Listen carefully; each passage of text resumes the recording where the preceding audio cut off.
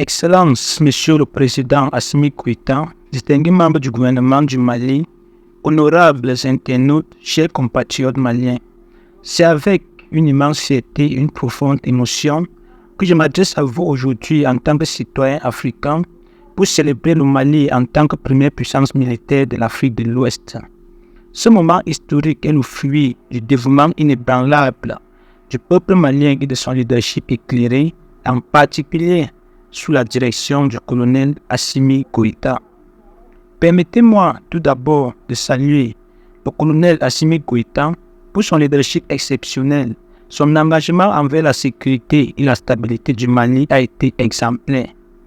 Sous sa direction, le pays a atteint des sommets en matière de puissance militaire. Un exploit qui témoigne de sa vision stratégique et de son dévouement envers le bien-être du peuple malien. Le colonel Assimi Goïta a su guider le Mali vers un avenir plus prometteur et nous le remercions pour son leadership éclairé. En célébrant cette réalisation, nous ne devons pas oublier les anciennes gloires du Mali, telles que Modibo Keïta, qui ont pavé la voie à cette réussite. Modibo Keïta, père fondateur de la République du Mali, a laissé un héritage de dignité et de fierté. Son engagement pour l'indépendance et la prospérité du Mali résonne encore aujourd'hui. En honorant les anciennes gloires, nous reconnaissons la contribution de ceux qui ont sacrifié et travaillé ardemment pour bâtir les fondements de notre nation, le Mali. La première puissance militaire de l'Afrique de l'Ouest est une réalité, mais elle vient également avec des responsabilités accrues. En tant que Mali, nous devons mettre en avant les valeurs de la paix, de la coopération et du développement durable. C'est une opportunité pour renforcer nos relations avec nos voisins et pour jouer un rôle majeur dans la promotion de la stabilité régionale.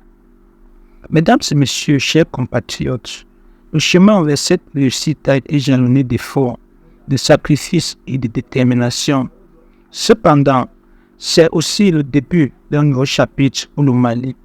En tant que première puissance militaire de la région, nous devons continuer à investir dans notre défense, à promouvoir la paix et la justice et à œuvrer pour un avenir meilleur pour chaque citoyen malien.